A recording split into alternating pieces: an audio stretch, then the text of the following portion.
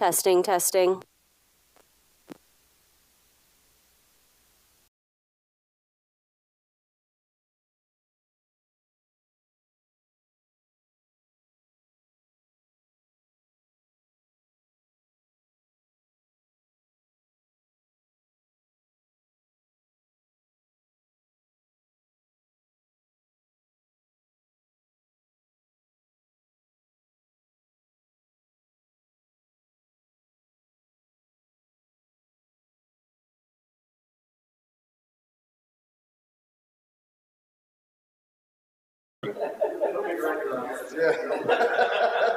Can be little buddies.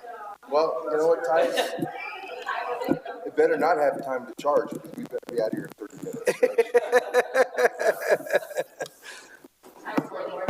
Failed the expectations. Good evening and welcome to the Tuesday, January 14th Planning Commission meeting. And I'd like to call the meeting to order, and I'd like to have the Pledge of Allegiance, please. Pledge allegiance to the flag of the United States of America and to the republic for which it stands, one nation, under God, indivisible, with liberty and justice for all.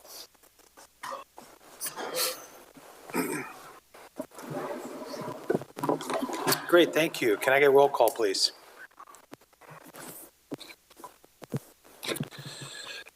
Commissioner Marlowe. Present. Commissioner Connolly. Here. Commissioner Davis. Here. Commissioner Kogler. Here. Commissioner Neal. Here. Commissioner Covarrubias. Here. Chairperson Christensen. Here. All present. Great. Let's have staff introductions, please. Marcy Reynoso and Ashley Peterson, administrative assistants. Warren Frace, Community Development Director.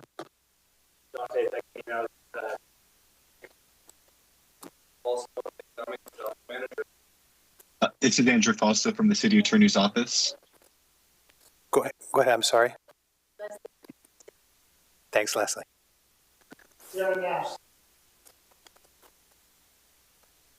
Great. Moving on, move into general public comments regarding anything that's not on the agenda tonight. Is there anyone in the audience that would like to speak about something not on the agenda? Okay, seeing none. Warren, do we have any agenda items proposed to be tabled or rescheduled? We do not. Thank you. Moving on to the discussion item. I believe we have a spaceport update from Mr. Sloan. Also Economic Development Manager. Chairperson Christensen and commissioners. Is this working? You can hear me? Yeah. Thanks for the opportunity to come and present an update. The last time I was here, I presented an overview of the city's new 5-year economic development strategic plan, which is the first strategy for the city in nearly 20 years. It's comprised of 5 key initiatives and a little over 75 specific action items to be implemented over the next 5 years. And one of those action items is to continue advancing the efforts to develop the Paso Robles Space Innovation and Technology Park that you see there. Central to that effort is applying for a commercial spaceport license and from the FAA. So a little bit about spaceports. There are currently 14 commercial spaceports in the U.S. There were 12 when we started this process. And as you can see, there's only one in California, actually on the entire West Coast, and that is out in the Mojave. Again, as I said, the FAA issues spaceport licenses just like they issue airport licenses. And there are different types of spaceport licenses depending on what type of spaceport you want to be in the type of operations. There are licenses for vertical launch, which is big rockets that blast off like they do at Vandenberg and Cape Canaveral. And that's called vertical launch. And there are licenses for horizontal launch, which is working with next generation aircraft called space planes that launch from conventional runways horizontally. They fly up to low Earth orbit, deploy their payloads, and come back down and land back on the runway. That's called a horizontal launch. And what you would experience if you're standing at ground level would be like a small jet taking off and landing. And that's the type of license we're looking to get for the Paso Robles Municipal Airport. It would be a license to expand the use of our existing infrastructure, basically the runways we currently have. It wouldn't be to build anything, it'd be able to use what we have for additional purposes. When we started this process, the FAA encouraged us to model ourselves after the Houston spaceport, which is a general aviation airport, much like we are. And so as a GA airport and a spaceport, they're a great model for us. They were the 10th commercial spaceport in the US. They got their license in 2015. And in the following 10 years, they have developed over $5 billion in economic impact as a result of that. The process for applying for the license has a number of steps. We're on parallel tracks working on the licensing and then the tech corridor, which I'll come back to. There is no fee to get the spaceport license, but it's very technical. And so the costs you incur are for your consultants and advising engineers. So working to try and reduce costs, the city partnered with Cal Poly to work with their expertise in aerospace engineering for the first preliminary phases of the application and development process, and that helped keep the costs down. That portion has been completed. Following that, we worked with some specialized consultants, Integrated Launch Solutions, as well as Tartaglia Engineering, which is the engineering firm of record for our airport, on developing what's called an explosive site plan, which is a scary name. And that's basically, if you, in the future, we were to bring on an additional fuel, this would be designating where the fuel would be stored. We have aviation fuel and jet fuel out there, and just be designating where that fuel would be stored. And that's also completed. The next step in this process be to develop an airport layout plan, which is basically outlining an overlay of where spaceport operations would potentially take place at the airport. And at this point, the FAA hit the pause button, and they said that we need to first update our airport master plan. And the airport master plan is supposed to be updated every 7 to 10 years, and ours had not been updated in 20. So they said, before you can add an overlay, you have to update the actual airport master plan. So that's why you see the little detour in the blue arrows there. It's an expensive undertaking, costs about $500,000. You may have seen in the media that Congressman Pineda was able to secure a grant for us to fund that, a little over $500,000. And so that's great. And the process takes about 15 to 18 months to complete. It started in the middle of last year, and it'll probably run through most of this year. And then we'll sort of pick up where we left off. In the process, the airport manager, Mark Skandalis, is working to see how the steps in updating the airport master plan, some of them may align with the steps for the application for the spaceport license. And so far, he's been successful in completing all of these aspects of the spaceport license application to submit to the FAA. So it's been great to be able to use these funds to help advance it without any additional cost on our part. Once this is all completed, then it'll be submitted off for preliminary approval by the FAA, at which point we'll be coming back to council to see what they want to do for the next steps. So that's where we are on the licensing side. On the tech corridor side, this is a map you've seen before. The magenta basically outlines more or less the city boundaries, and it's sort of what we call the tech corridor around the airport. You see the green areas, and these are all areas that could potentially be used to develop commercial industrial areas, which will be very important because that's the primary objective, is to bring in companies that can create high-paying jobs. The reason for this project was city leadership said we need to continue supporting our primary industries of wine and tourism, but to work to expand our economy through diversification for greater stability, but also to attract higher paying head of household jobs in the various technology sectors. So a number of these areas out of the airport have not yet been developed. Some of them have, like you see the landing, which I'm sure you're familiar with, the old boys' school. So that'll be something to be redeveloped. But each of these has the opportunity, the potential to be a place to develop a business park or industrial park. So that also would naturally come before you on the Planning Commission for any project that may come along as we move forward. So while we're waiting for those projects to take their own steps forward, we're also have been working on what we can do ourselves. And so one of the things the city did was they used recycled asphalt to reconstitute access to some of the more remote areas of the airport. The airport, as I'm sure you all know, was originally a military air base in World War II, and they have these large cement pads around the perimeter in the remote parts of the airport where they used to park bombers in World War II. The idea was to keep the bombers far apart, so if someone were to attack the airfield, they couldn't hit them all at once. And these are parts of the airport that haven't been used in a very long time. So we reconstructed roads out to them to create testing sites where companies could test micropropulsion systems for satellites, et cetera. On the right is Mayor Hammond with Airport Manager Mark Skandalis and a couple of young engineers out there. We have successfully had our first tenant come out there, Stellar Exploration. The gentleman on the left is Dr. Thomas Zvitek, who's the head of Stellar Exploration. He's holding 2 full-size rocket engines that he designs, and this is what he used to push small satellites around in the weightlessness of space. His company designed the propulsion system for a NASA project called Capstone, which has been orbiting the moon the last couple of years. And they're part of Artemis, which is NASA's project to return to the moon, eventually onto Mars. And they test these propulsion systems out there. And he's been out there now using the test site for going on 2 years. So that's shown that it's a model that can work on the testing side. So we'll see how going forward that can be also part of developing that aspect of the tech corridor. Other than that, we have a couple of things coming up that are kind of exciting. At the end of this month, I'll be attending Commercial Space Week along with a representative from Cal Poly. This is in Orlando, Florida. You can see about 5,000 attendees, 80 countries, a couple hundred exhibitors. The theme for the Spaceport Summit this year is building an economic powerhouse around your spaceport, which is exactly our objective as well. The attendees include spaceport operators, current and proposed, and we are a proposed, and academia and universities, and that's why Cal Poly is going. We also have already set up a meeting, among a number of meetings, with the director of the Houston Spaceport, Mr. Arturo Machuca, to discuss spaceport at a general aviation airport. So we're looking forward to getting together with him. Also, at the end of February, Cal Poly is holding a conference here in Paso Robles.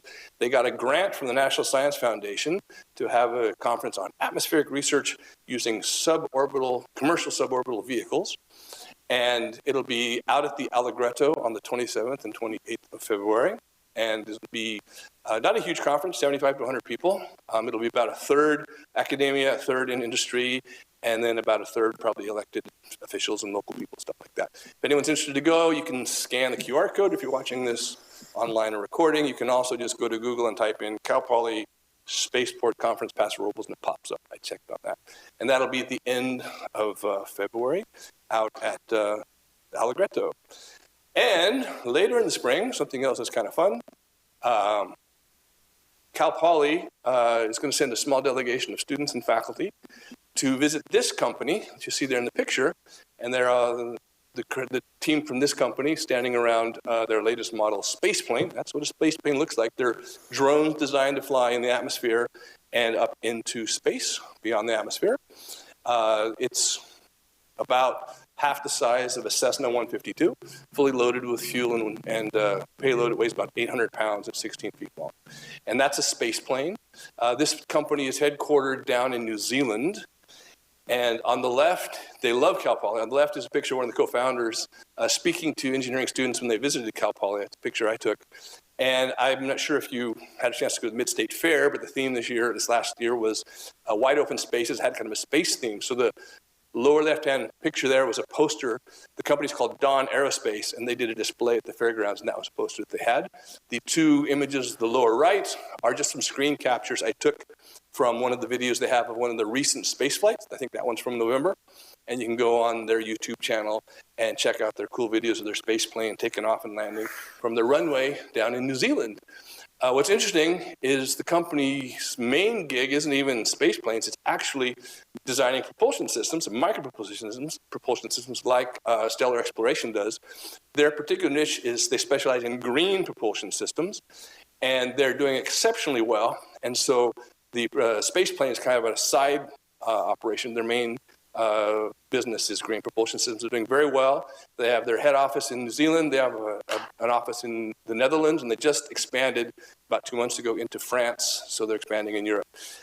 And Dawn Aerospace is now scheduled to be presenting at the Cal Poly NSF conference at the end of February.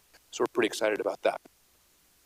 And lastly, if anybody would like to get a copy of the Economic Development Strategic Plan, you can scan the QR code or go to the city website at prcity.com and just search for EDSP, and it will come up. And with that, I'd be happy to answer any questions. Thank you, Paul. We'll start with Commissioner Coker. Do you have any questions for Mr. Sloan? Yeah, Paul, you indicated the conference you're going to, there would be other representatives from similar initiatives that are underway around the country. How many are there and where are they? Other initiatives? Yeah, other spaceports that are in the process. Last year, I went there last year, and last year they put us up on and I think there was about 12 that are exploring it across the country in various levels, depending on what they're trying to do. Some are up by the Great Lakes, some are on the East Coast, and there's nobody over here really doing it on the West Coast. But I was surprised when they listed us up on the slide at the thing, because there just aren't that many. It's a pretty small club.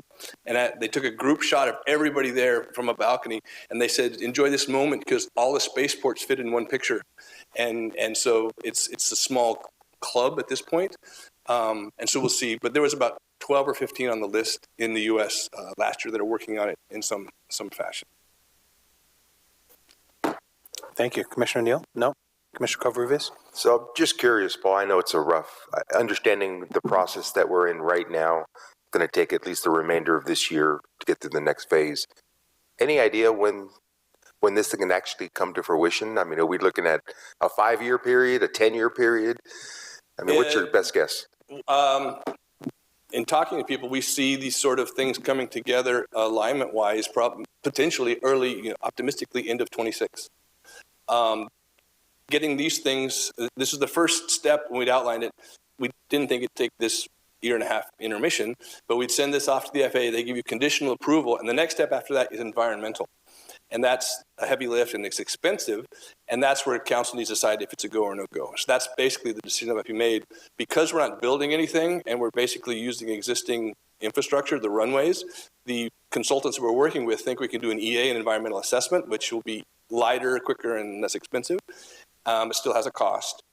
If we had started with consultants, full-paid consultants, very beginning, we talked to a couple of them. Kimley Horn was one of them, talked to others. It's about, they did a desktop review of our project, existing infrastructure, and they all said it'd be about 2.5 years, start to finish, and between $500,000 to $800,000. So we did a big chunk of it working with students, so we reduced the cost. But if we just gone off the shelf with consultants, that's what we were looking at, and we've had that confirmed from multiple people. So we're maybe halfway through that.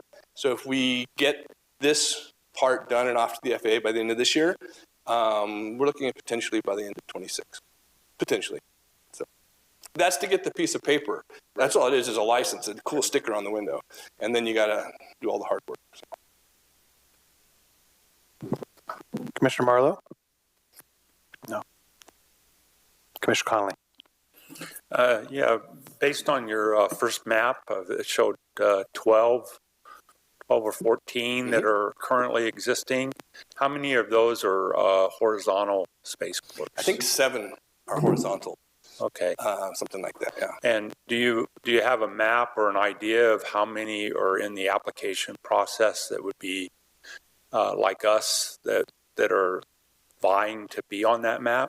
So at the conference last year, there was a list of about 12 or 15 they put up on a slide to show the people that are in the process, and we're on the list. And I think I took a picture of the slide. It was like 12 or 15 that were exploring the opportunities to do it. We're pretty engaged as best we can, with the association, so they're aware of us. But I think it was about 12 or 15. But that just means they're looking at it. It doesn't mean anyone's particularly going to do it. But about 12 or 15, and I'm not sure how many of those are vertical or horizontal. A couple of the 14 that exist now are both horizontal and vertical. One of them, Huntsville, Alabama, is specifically only horizontal recovery. It's not a launch. And so there's a company called Sierra Space, and their space plane, and it's a very well-funded company. They have the contract with the International Space Station, Theirs is a hybrid vehicle. It launches vertically on the nose of a rocket, and then it returns. It looks like a little mini space shuttle, and it returns on a glide path back. So all it needs is a recovery. And so the Huntsville, Alabama spaceport got their license purely as a landing site for that thing. And when we were at the conference last year, when I was there, Sierra Space came up to me and they said, would you be interested in being a West Coast capture site for us? I'd be like, and these people would never return your phone call if you called them. And I said, are we big enough? They said, no, we've already checked your specs. It's totally cool. You got a 6,000-foot runway. We could easily land there. And I said, then the answer is yes. And they said, good, get your license and come see us. And so that would be just as a place if they needed a secondary site to land. So with only 14, and they're all kind of different, Houston is the one closest to us. It's a horizontal license at a GA airport.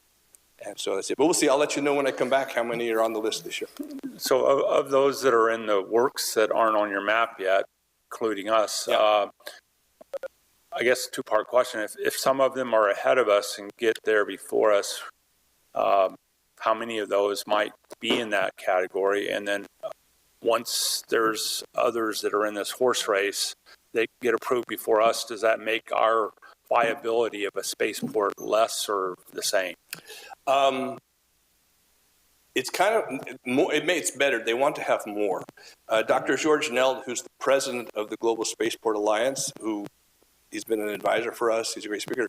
He said repeatedly says there are 19,000 airports in the U.S. and there are 14 spaceports. So they're only going to become more important. And so the idea is that's fine because we need the infrastructure. Space is going to, you can read the articles how they're being backed up. But our goal is not the launch business. It's the R&D side of it, the research and development and the academic side. The reason this whole thing started, it wasn't our idea. Cal Poly approached us because they literally invented the CubeSat technology, which are the small sats that is used by over 90% of all satellites today. And their students will build student projects, but they'll wait 3 to 5 years to get them on a ride into space. They're always bumped for commercial interests. And so they were like, because we were looking here at medical technology, ag tech things, they said, what about space tech? And we're like, tell us more. So the idea would be if we had something that's academic focused, obviously developing the next generation of engineers and technicians, but that would be our focus, would be on the development with that. Now that automatically attracts companies who want to be around it because we have the talent pipeline, the talent pool. We check a number of boxes. The more we looked at it, it's kind of cool because we're just connecting dots that are already here. So also at the conference, Arizona State University is going to be there because they immediately said they want to partner with us. They're very much involved with that. Johns Hopkins Applied Physics Labs reached out to us. There's about 50 universities across the U.S. with engineering aerospace programs in the same situation. So our first approach, we're calling it assured educational access to space. And we're looking to have a deep bench. We're also going to have a high school panel of kids between the robotics kids from Atascadero and the rocket club kids here in Paso. The idea would be to connect kids with the pathway to space earlier on, much like you have robotics clubs. Imagine we have satellite clubs. Kids could design, build, and launch their own small sat in 1 year here in Paso. And that's sort of our goal. And then it automatically attracts companies. And we have, some of them are listed on the city website. We have letters of intent from a number of companies. The first ones that approached us are, we have to recognize up front, no one's moving from Texas to California. So, I mean, that's just not going to happen. At best, we get people from the two ends of the state moving here because they want to get out of the big cities. But we're 2.5 hours, 3 hours from Silicon Valley with a high concentration of space tech companies. And then we got Southern California. But it's European companies who want to be here. And because they've also the same thing, they have the business in the US, but having a physical footprint makes it easier. They could grow it. And they like our central location. For California, we're less expensive. And we have the Cal Poly talent pipeline right here. It's our awesome comm dev department. We've got the housing coming online. So there's a lot of boxes that are checked. So having more is great, actually. It just helps make us more relevant. And right now, the only game in town in California is Mojave. And we talk to them a lot. And they have a really hard time keeping staff. The average turnover is 18 months. They get the best and brightest come out of Cal Poly and Caltech, but eventually they go, I don't want to live in Mojave. It's a hard place to live. And in fact, sorry to ramble on, but one of our advisors was the gentleman who created the Mojave Spaceport, Mr. Stu Witt. He spoke here at council one time, and his comment to us was, when I created Mojave, I had to convince companies to move to the Mojave Desert. You have to convince them to move to Central Coast wine country. What exactly is your challenge? And that's how I put it. Okay, so I just wanted to make sure there's still a demand once we get through this process. So, yeah, good. Thank you. Commissioner Davis. I appreciate Commissioner Connolly's question. It's a different kind of space racer. You were wondering about it. Mr. Sloan, could you tell me that as the CubeSat technology advances, does that improve our chances of success for a spaceport and longevity as the technology advances? Oh yeah, for sure. The technology that Cal Poly invented, they invented in the 90s, and so it's just become adopted as the broader form. And overall, the approach to satellites have changed for a number of reasons. Instead of big, huge, Skylab geosynchronous things that are just huge targets that don't move, now it's basically, think of cloud computing in space. So whenever Elon Musk sends up SpaceX, he's launching 40 or 50 small sats. So it's all clouds. They have a perishable lifespan, so they descend, they fall out of low Earth orbit, and they burn up. And so the idea is it's hard to shoot down a whole cloud. And whenever one goes down, then the others pick up so that technology continues because it diversifies, spreads out the load across all the small sats. What our role is again on the R&D side, companies testing the technology as it changes, and also the academic training side. If we do R&D, which we see ourselves having a great role, the launching part of it, honestly, is really a small part of it. It's we've talked to the launch company. If they said, if we were based here, what would it look like? Say maybe 20 jobs. But having the spaceport license puts you in the consideration set. And if companies want to do their R&D testing here, or even testing on a space plane to see how the modules work, then they just need to truck it down to Vandenberg to put it on a big lift with Elon. That's something we could do because it's really convenient. But we see ourselves as filling that niche on the development side. And it's that tech corridor that would be great. And that's space technology is not going away. I love hearing about the educational side because I work at Cal Poly, but back to the technological side. So the intention now is both a launch and a retrieval, or recovery, I think is the terminology, for our spaceport. Yeah, takeoff and landing. Okay, thank you. Great, thank you. Paul, I don't have any questions. It was a good presentation. I always love getting the updates, so thank you so much. I'm going to put it out to the public. Does anybody have any questions or comments? Oh, no. It was a setup, Paso Paul. Robles. Did I understand from that there are only 2 other places that are launch and recovery, or was it just not displayed? I think Huntsville and Fort Lauderdale. There was the only ones where I saw the little parachute. Huntsville, we'll go back to the map. Huntsville is unique as it's, I guess I can't go back, sorry.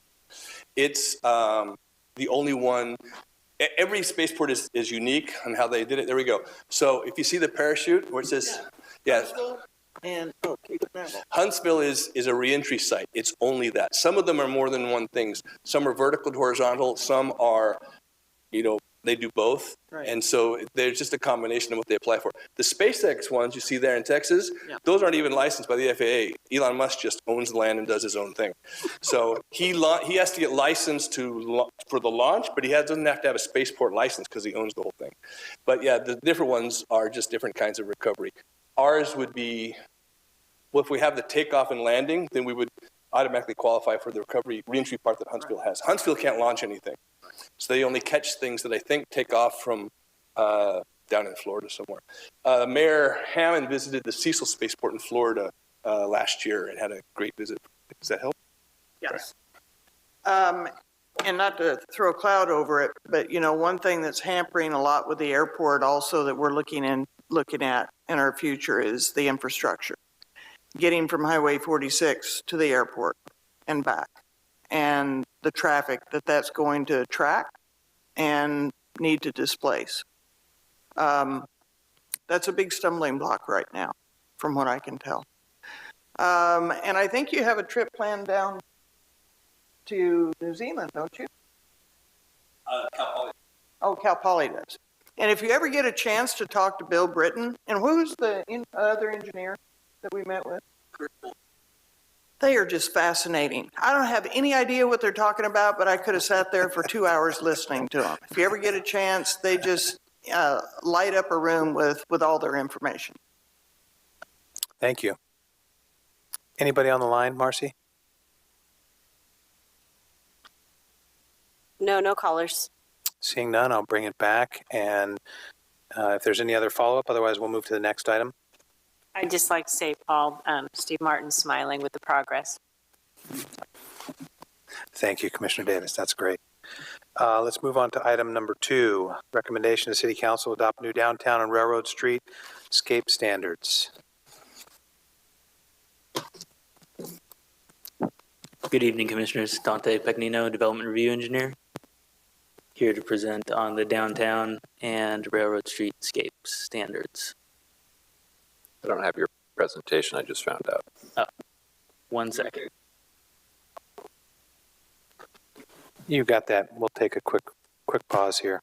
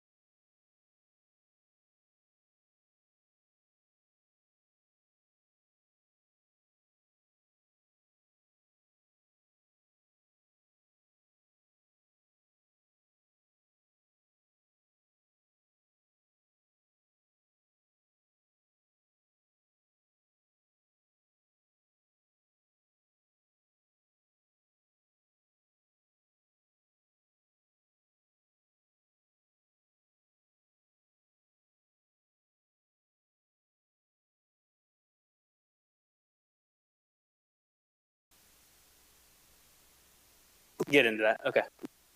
Great. So it looks like we're back up. We're good to go? Okay. Great. So Okay. This evening we're going to present on the downtown and railroad streetscape standards. So these would go into the engineering standard details that we have for developers and just the city to create standards across the board for people to know how to build things in the city. So I wanted to touch on briefly, first off, streetlights.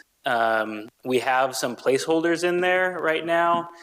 Right now, the city council, or as you may know, is working through a process with PG&E and looking into possibly owning our own poles throughout the city.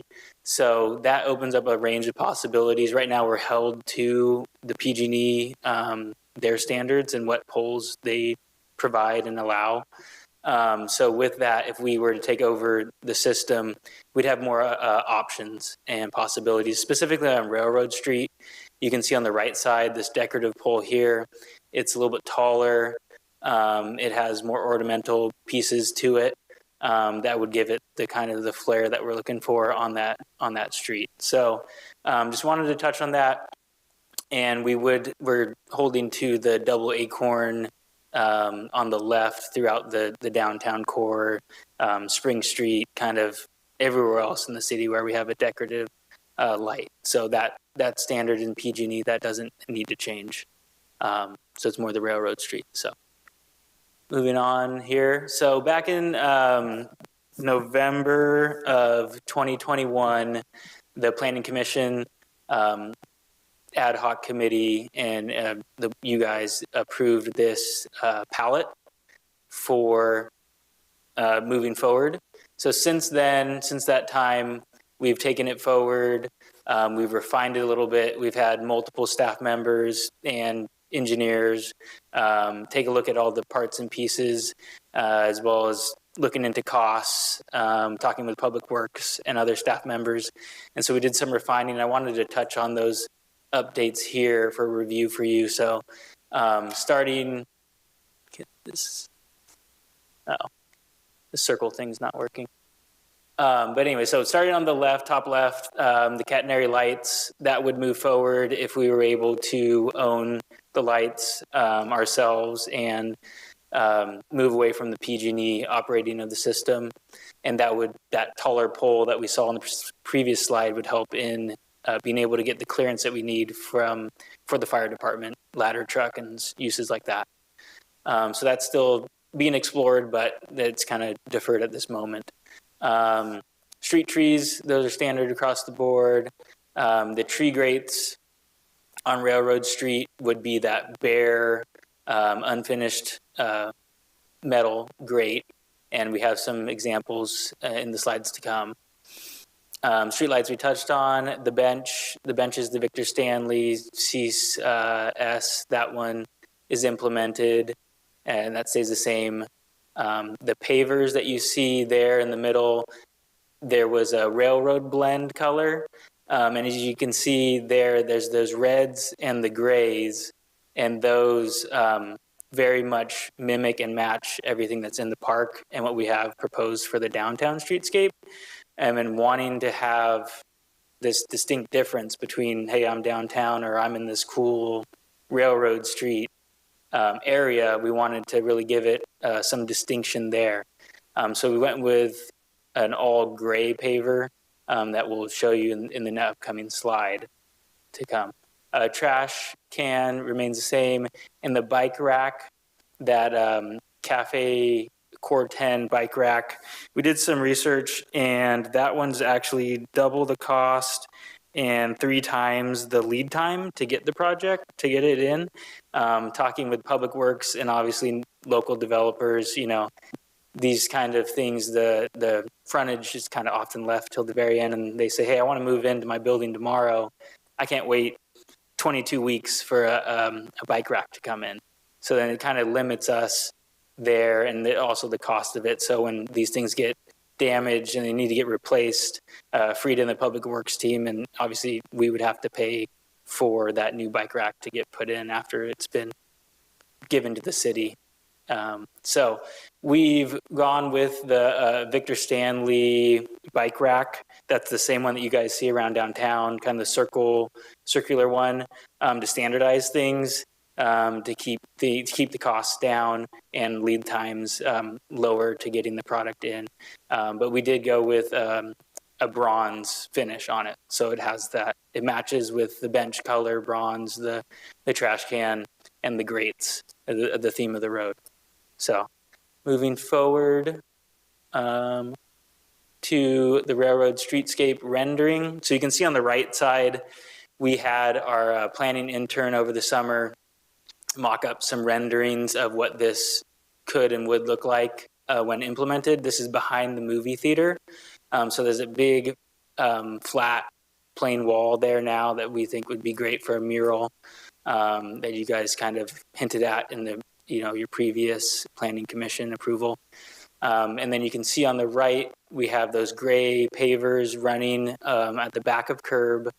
And then it's kind of hard to see, you probably see on your screens better, but there's scored concrete in square patterns.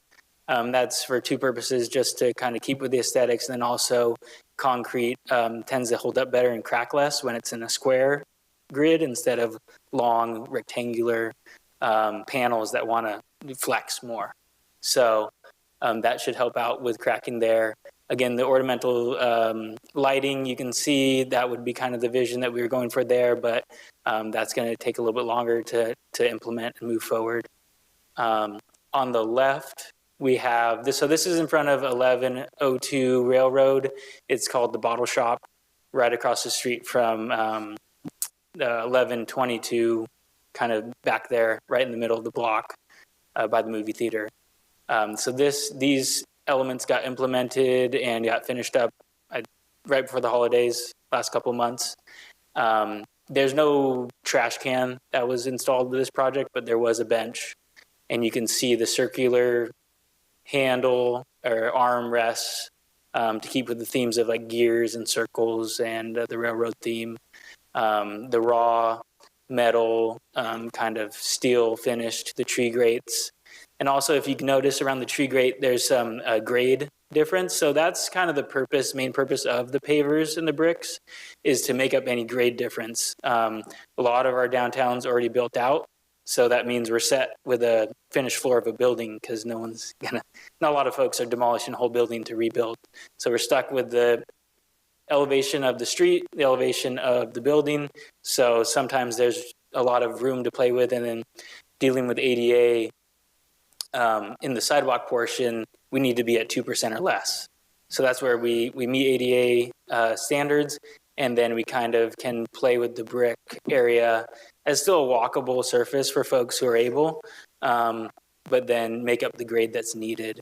And as you can see around the tree grates, I'll get into it the next slide, but they have railing around them for trip hazards when the grade becomes too much. And they also have circles integrated into the railing design, as well as the trash can there. So here's some more slides. So in your guys' meeting agenda, it has all the engineering standards. I didn't want to bore everyone with, just black and white pictures. So we got some color here. And starting on the left, you can see the tree grate, the guard railing around it, the brick pavers, how that all integrates. That concrete band around the tree grate allows for the railing to attach to, and kind of provides that contrast there. In the middle, you can see, so I wasn't able to get these bricks in today on hand, but there you can go out onto Railroad Street, just walk through the alley by the candy shop and out there, and you can see there's a lot of texture to them. So it's kind of cobblestone-y, rough, railroady kind of feel to it. And then on the right, again, is just looking up the street as the grade changes, integrating that into the design.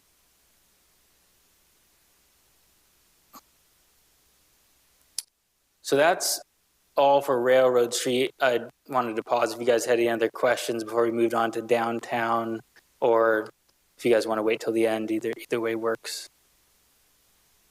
You can go. Okay. Yeah.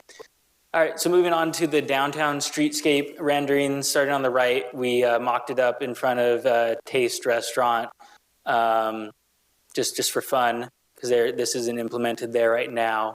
But you can see on the right, starting at the gutter, curb and gutter, we have the bricks that are in front of you guys today. These are Holland concrete pavers. So it's the same dimensions as the bricks that you see on the Acorn building and other buildings around downtown. So the width and length are the same as like a clay brick, as you would see. The colors is the charcoal blend color, and that matches the same color scheme you see throughout downtown. The city park, a couple other places have implemented the same color. The commemorative bricks that the Main Street Association puts on, they use the same exact brick size, dimension, and color currently. So it's a good match. It fits in well with what we have existing now, and to be able to standardize it and move it forward, keeping everyone kind of on the same page.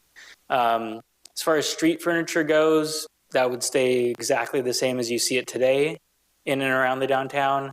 The benches, they have more of a different style arm and kind of fixtures and ornamentation to them than the Railroad Street to distinguish them. They're also black instead of bronze. Trash cans are the same that we're proposing that we have around, bike racks, and tree grates. And then the commemorative brick that we work with the Main Street Association on is shown in this rendering. And I just had a meeting with Norma last week about it. She loves the fact that we're integrating this and being able to get more names in. So what they do is create the square, we put in empty bricks, and then as people order the bricks, we take one out and put their brick in. So they can kind of select, if possible, where they want the brick to go around the downtown, and that works out. So moving on. So I was able to get a number of bricks in from the manufacturer and kind of laid it out in front of the Brown Butter Cookie Company and Acorn building here. You can see what it would look like with the commemorative brick and bench sitting behind it against the wall in the far left photo. How the tree grate integrates. So we're proposing for the brick pattern for the downtown to be slightly different than the railroad street.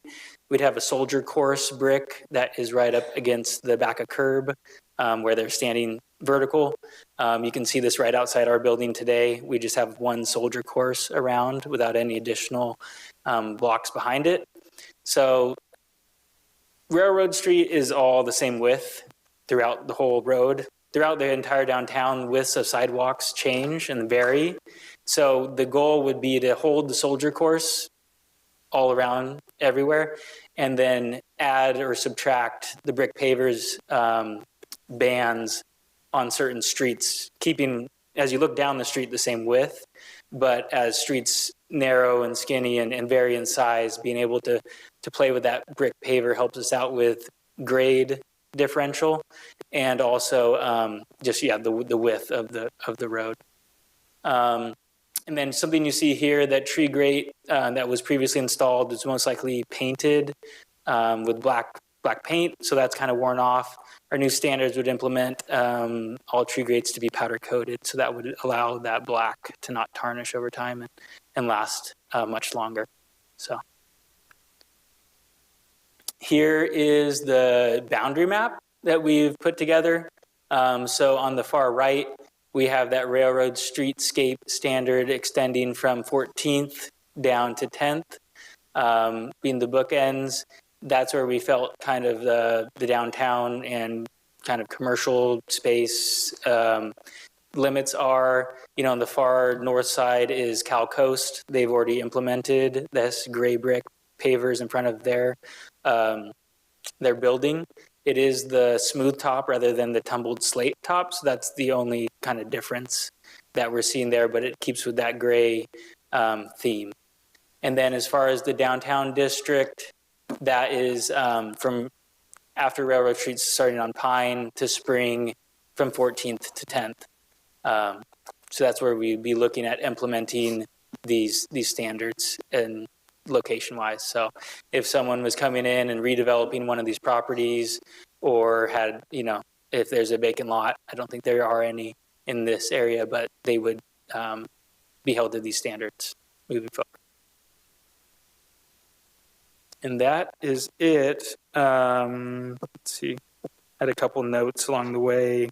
So currently, right now, you guys saw that we have in front of 1102 that implemented that design for Railroad Streetscape. Hope on Park, Hope Family Wine, they have done their permits. We had a bond for them. So we're working through with them right now to get a final design. So they'll be implementing the same streetscape on their frontage. The city parking lot that's on Railroad Street, this designs in with Ditas and Kevin, and they've been working with their engineer team to implement that on their frontage as well.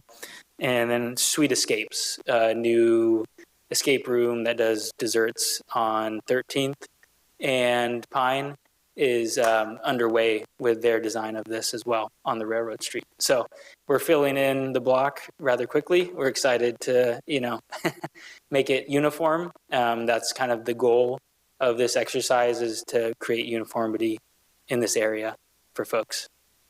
Yeah. So that I'll open it up to questions. Thanks, Dante. We'll start with Commissioner Marlowe. Yeah, I was just curious, with the lighting, I believe Warren talked about that last time. How does that fall into our new zoning code requirements for lights, down lights and not, light pollution?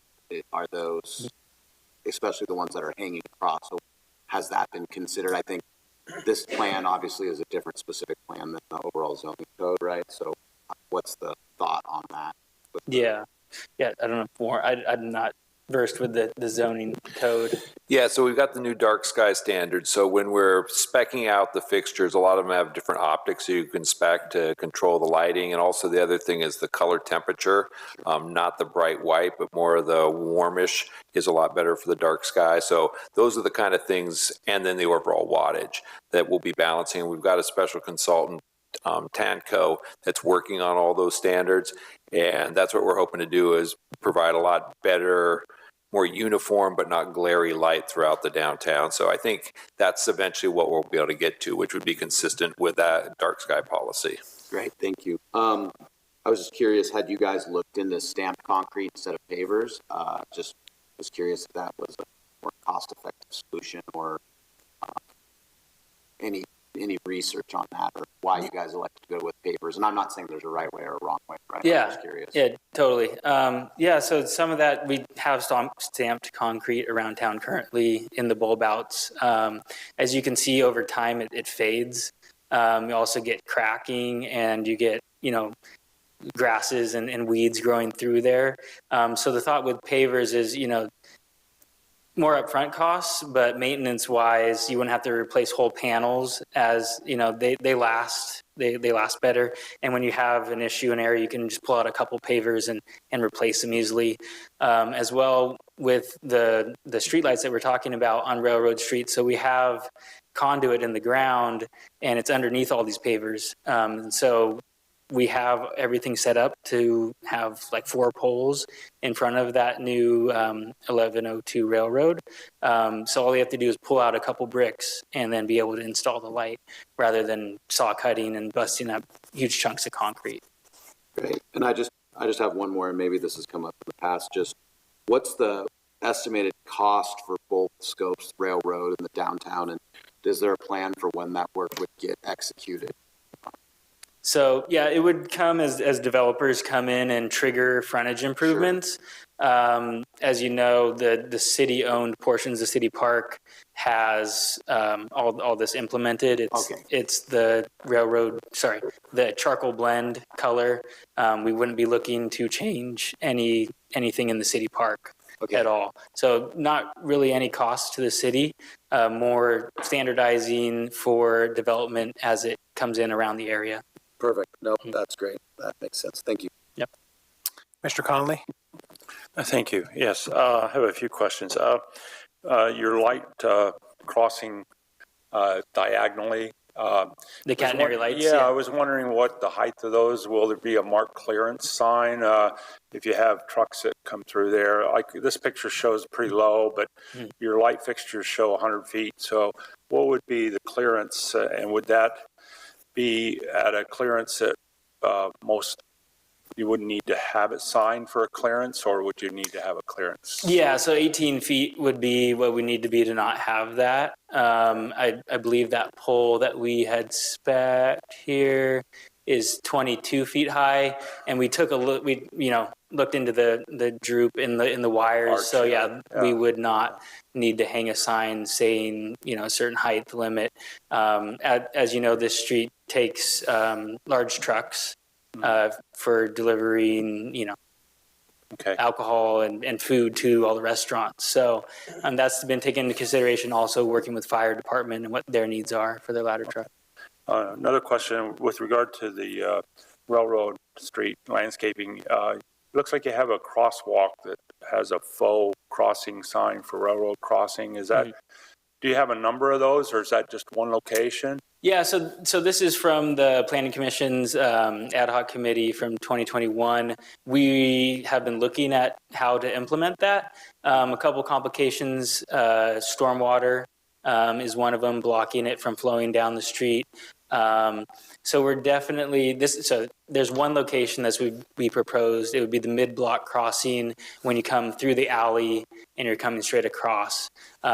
So we are working on how engineering-wise, feasibility-wise, we could implement this.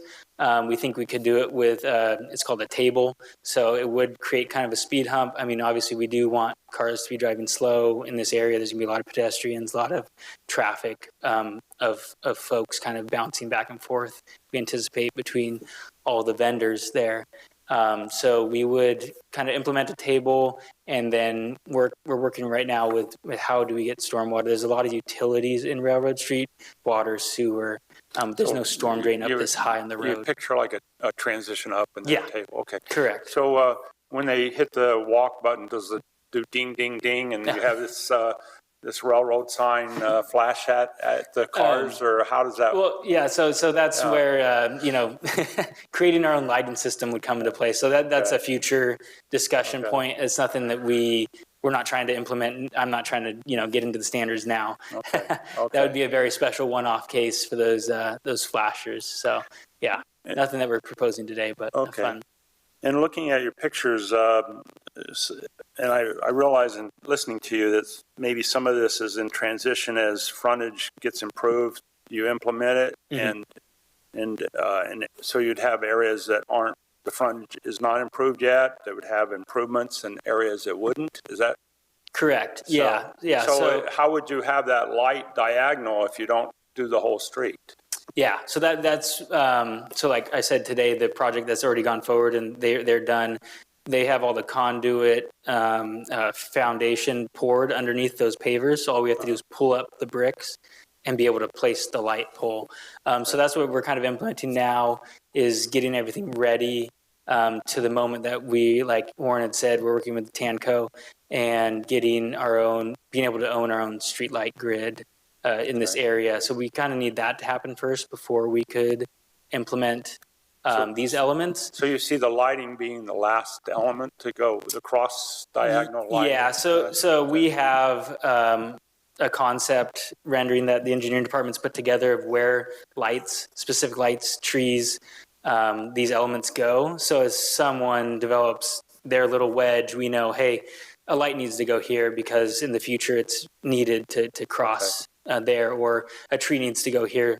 So there's a bigger, broader master concept plan. And then as individuals come in, they implement their frontage, into that plan. With regard to the railroad, my last question is, it looks really nice, but the street itself doesn't look so nice. Is there a plan to do some type of overlay on the street? Yeah, so I mean, that's definitely something that can be, as all of these individuals move forward. I mean, with 1102 Railroad, we had a requirement for them to pave half of the road. So as that happens, we'll get more pavement on there. It would be good. We'll get with our capital improvements team, DETIS, to work on what the outlook of Railroad Street looks like for paving or resurfacing. So, yeah. Okay, and I only have it's kind of beat up, yeah. I have one question with regard to the downtown is, I guess there's still areas where there's outdoor dining. And how would you implement your concept for downtown with the outdoor dining? How would the transition areas so right now with the outdoor dining, we aren't accepting any new outdoor dining facilities without getting approval for it. We have ones that are grandfathered in or have their current, ongoing agreements with the city. So moving forward, this streetscape, obviously every block, like I said, in the downtown's variable in width. So we just have to take a look in the engineering department at, first off, making sure everything in the ADA path of travel is there. And in those areas that you're specifically saying, it's pretty flat. So implementing the pavers could be the ADA, walking path of travel, as long as we have that correct cross slope. So implementing it, I don't think will be a huge challenge, but it'll be a block by block basis, and taking a look at the whole street. Commissioner Davis? Dante, I just have to say I'm wildly excited about this. And I look at Roberta Jorgensen's comments too. And some of my other peers here have been on the ad hoc committee, and it's really exciting to see this come forward. So anything I say here is just clarification. One thing, when we're talking about the commemorative bricks, is that just in the downtown area or also in the railroad streetscape? Just the downtown area. Just the downtown because it's the red brick. Yeah, that's what I was thinking. Originally, before I came here tonight and listened, I thought it was also, and I wasn't sure how that was going to work. So it's an expansion of the downtown area is the commemorative brick. Yeah, so it would just be, I'll go to the slide, but just in the bigger boxed area. Okay. And a lot of that, there's a lot of room to add the commemorative bricks too. Like I said, in front of Taste, that whole block doesn't have any That's diamonds exciting. there. I mean, my 26-year-olds, when they come home, now and then they get so excited to find their brick. So I'm glad to see an expansion of that program. I do have a question about the benches in the railroad streetscape, and I'm fine. I laughed when you asked about the street and it's needing some improvement. And I've noticed that, and I don't question this, but I want clarification that the benches are looking forward rather than into the street. Around the park, some of the benches seem to look out towards the street. What was the thinking with that? And I'm not saying I'd prefer it any other way, but what was the thinking with the positioning of the benches? Yeah, so Railroad Street, as it's a more narrow width to like the sidewalk and frontage, the bench can't really go up against the wall because that's our ADA path of travel, and we would have this weird kind of meandering around the benches that gets onto the pavers. So we want to hold that ADA path of travel against the buildings for access into the buildings. Okay. So that pushes the benches to kind of the planting strip or that portion of, and so if you were to face the benches the other way, it'd be hard for someone to kind of jump off the curb and then back onto the bench. Sure, okay, now I can see that. So you're just kind of on the sidewalk, you come along and you plop down. Also, this allows for someone in a wheelchair to roll up back and right next to them. Makes a lot of sense. Now, of the benches, I did see an image where there was no back to it, but all the benches will have backs? Yeah, so the bench you're seeing here on the screen is the bench that's selected. I think the one that you're referring to was from the ad hoc. It's down, the bench, the Victor Stanley. Yeah, so I think you guys, or your predecessors and some of you here today, back in 2021, were looking at those two benches, and the one with the backing was selected. And I did hear someone ask about the down lighting, and I know that's important to some. I personally don't worry about any glare downtown. I think we need lighting for safety, and especially on Railroad Street. So yeah, it would be good to have more lighting on Railroad. I really don't have a problem with that whatsoever. I did have a question. So as developers come in, I know there are now design elements for the brick and the benches and et cetera, what we've been talking about tonight. Mm-hmm. But at what point is there interface maybe with this body on, you mentioned the palette, but color palette in terms of color of the buildings? Does that go to DRC for approval, or is that part of the design palette too, the colors of the buildings there? Of the buildings themselves, everything would say the same process with you guys and your approval of buildings. So what we're setting here is the palette for the frontage improvements that would go in these areas. So we wouldn't have a mismatch of, someone does something different here and there. It's kind of standardized. I mean, San Luis has this with their mission squares in the downtown. They also have a railroad district as well that have a full sidewalk with all pavers, no concrete. So. And then I know you said trucks with the lights. I'm assuming we've run that by our waste vendor. So it's going to work fine. I know Mark Perry in the very beginning said this is all great, but the practical thing, and so that's been run by our waste department. Yeah. So that's where kind of we as the engineering department pride ourselves in bringing concepts to reality. So we've walked the corridor. We've met with Adam Spalding in the trash company. We have visions for Railroad Street to help out with all the trash enclosures and kind of cleaning that up and consolidating things and making things safer for them as well. As you know, the road is kind of steep, so it kind of can get dangerous if you have a runaway trash can. So making it more functional for everyone is in everyone's interest. Okay, thank you, Dante. Yeah. Mr. Kogler? No real questions, just a compliment.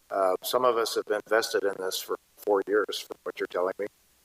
So we appreciate the diligence and patience that you and the other engineering staff have expressed and have been involved with this to get it to this point. It's exciting. We're finally. Great. Yeah, thank you. All I have to say. Thank you. Commissioner Neal, any comments, questions? Just a comment. I was lucky enough to walk a railroad with city staff for just a walk, and it really looks great. I think it was a big change, and I'm excited to see it move on either side of the bottle shop, kind of wrap that whole street up. It's a great step appreciate all the work that the commissioners did on the streetscape committee. That's it for me. Commissioner Cove-Rivas. Yeah, Dante, I think the Railroad Street is going to be a very attractive street, long overdue. My prayer is that we're able to do something similar with Paso Robles Street, but I won't get ahead of myself quite yet because I think that thing, I learned something tonight that I didn't know, and I'm curious. You said that PG&E owns all of our light poles in Paso Sorry, Robles? no, correction, not all of them. No, we do own some poles. Oh, okay, that's what I was curious about because I thought we did own some, but yeah, the ones on Railroad, some downtown. Yeah, so none on Railroad, some around the downtown, and mostly in the park area. They were the ones that we own. So that is always an option of us just kind of.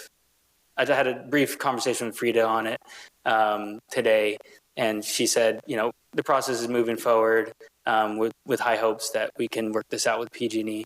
Okay. But we do own some, and we could own more. More, yeah, I would think they would be beneficial for us, especially on a project like this. Yeah. For a railroad, right? Because then we can tailor it and make it what we want it to be. Mm-hmm. Okay, thank you for that clarification. I've just got a couple comments too, Dante. It is coming from the ad hoc committee.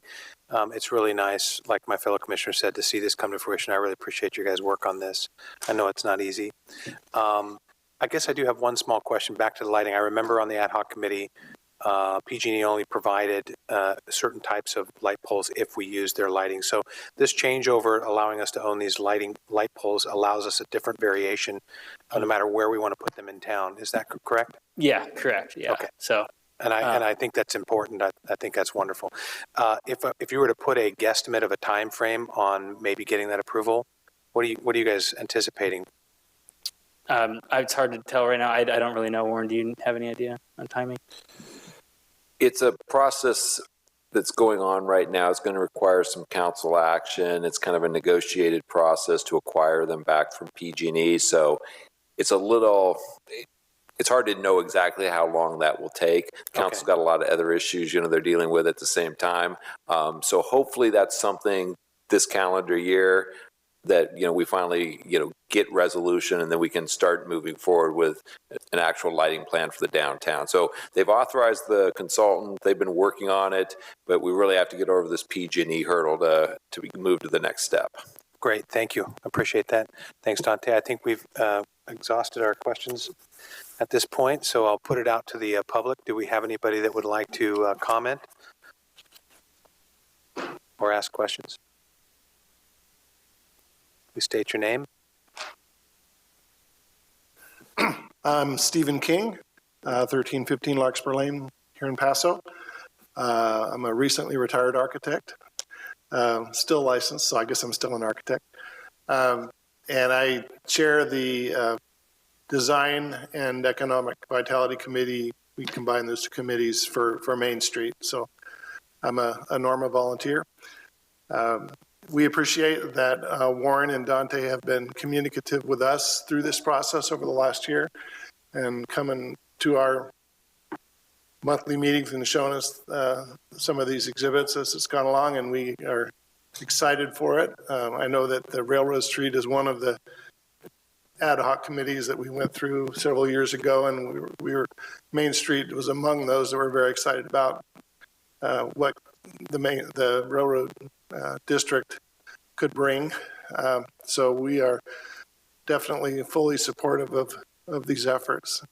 Appreciate the communication to us and our involvement, allowing our involvement. Thank you.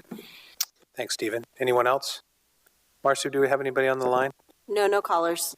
Okay, we'll bring it back to a commission. Do we have any comments or a motion? Mr. Chair, I'd like to make a motion. Commissioner Kogler? I would like to move that the Planning Commission recommend the City Council approve the downtown and Railroad Street streetscape engineering standards, and furthermore that the Planning Commission supports the efforts by the city to, I don't know if the right term is, to take the light fixtures public rather than retention by the city in terms of ownership, I guess, in lieu of that of PG&E. I'll second that motion. Second from Davis. Can we have a roll call, please?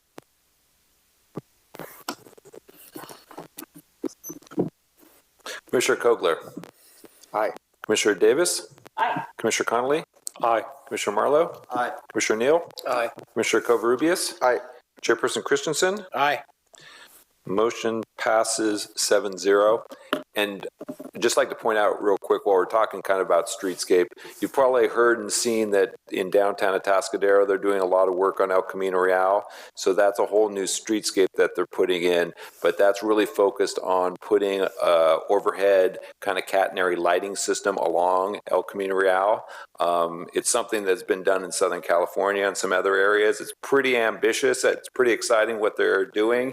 You can start to see that, they're getting, ready to put poles up and stuff. So we'll keep an eye on what's going on in Atascadero, but I think that's going to get everybody excited about what you can do with lighting in a downtown zone. So we'll keep an eye on that. And then I think just to drive down downtown San Luis Obispo to see that they've added catenary lights, and it has really changed the downtown. I agree. Looks wonderful. Okay, moving on to the consent calendar. Do we have any comments, questions, changes?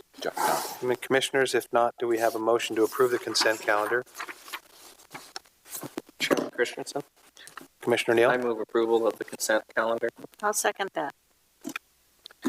Neal Davis, roll call, please.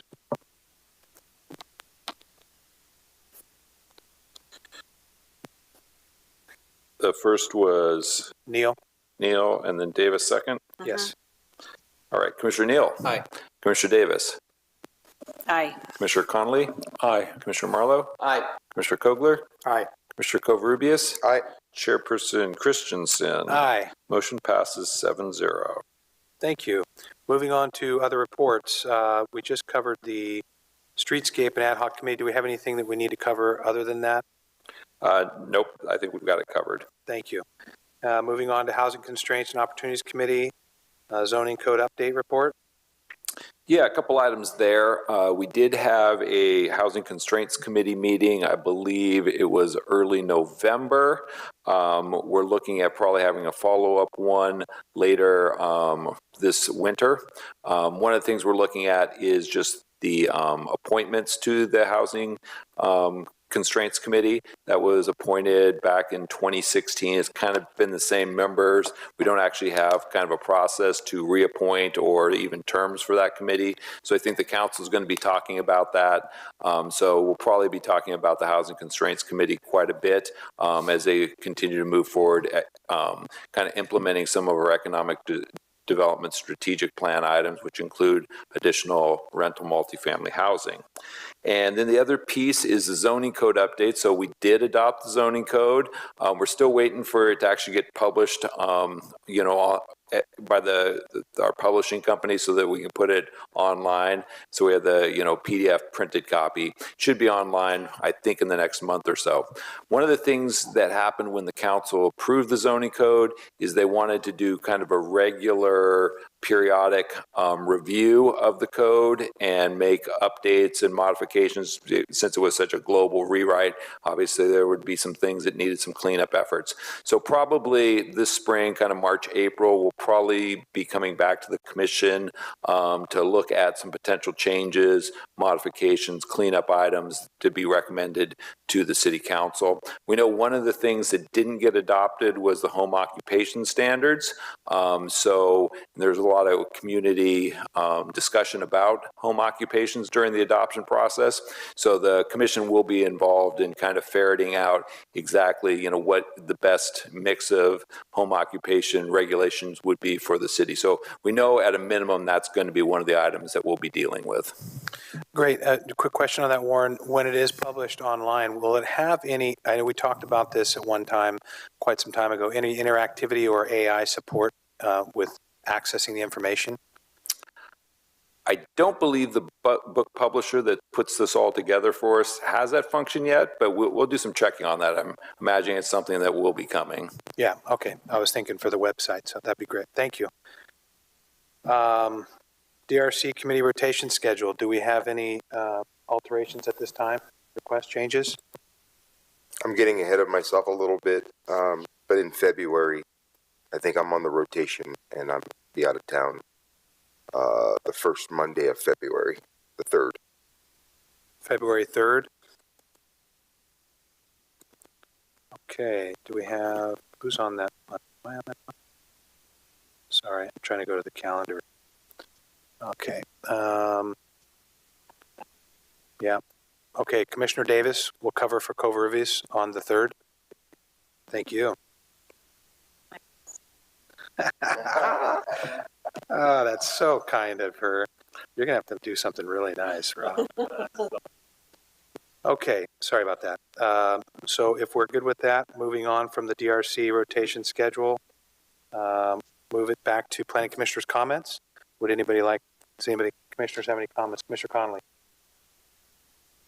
Yeah, I brought this up a couple of planning commission meetings, and around Christmas time, you see this more often, but there's a lot of advertising sign within city signs, advertising for various services within city right of way along city streets. And I was just wondering if there's any standard for that or any permitting or any policing of that, because putting them up and down can be a safety issue between crossing streets, putting the signs up. Some of these signs look like they take a man lift to put up, and how professionally they're put up could be in question. One of them could fall down and hit a pedestrian. And I took a few pictures and sent them to Warren recently. I don't know if it's worth putting them up, but prominently up high on a telephone pole at Charlotte and South River Road, you have various 3 or 4 different advertisers that are way up in the air. So if a sign fell down or just taking it up and down, how they do that could be a public safety issue. I don't know if they use a man lift or climb up on top of a truck to tack it, to put it up that high. But just the aesthetics is a concern too. It looks a little tacky. It looks a little trashy. We do a lot of effort here, this planning commission, to get the architecture to look right, the colors to look right, the landscaping to look right, and then you have all these signs saying Christmas lighting, call this number, or junk removal, call this number, and they're up on telephone poles all throughout the city. I just had one example of that. So I think it goes against our efforts to try to make the city look nice. And I just thought I'd bring that up, and if there's somewhere we can go with this. Yeah, I think you point out there are a number of these kind of illegal, unpermitted signs, and they tend to proliferate. It really takes kind of an active enforcement effort, which usually is kind of a combination between community development, the code enforcement arm of the police department and public works to do that cleanup. So what I'd recommend is, why don't you ask to agendize this for a report, and we could come back with all the different divisions and basically kind of lay out a strategy. I think this time of year it's perfect to, take a effort at cleaning things up before the spring. So I think, if you guys ask for that report, I think that would help to get this thing moving forward. So that was my comments. I don't know if we need to discuss it among us, but that was a concern I have that may require or may allow us to take action on that. I don't know. Thank you, Commissioner Connolly. Any other commissioners' comments on that item or any other item? I think I'd like to see a report on that from the staff. Okay. As well. Any other commissioners' comments on that? Commissioner Davis, Commissioner Marlowe?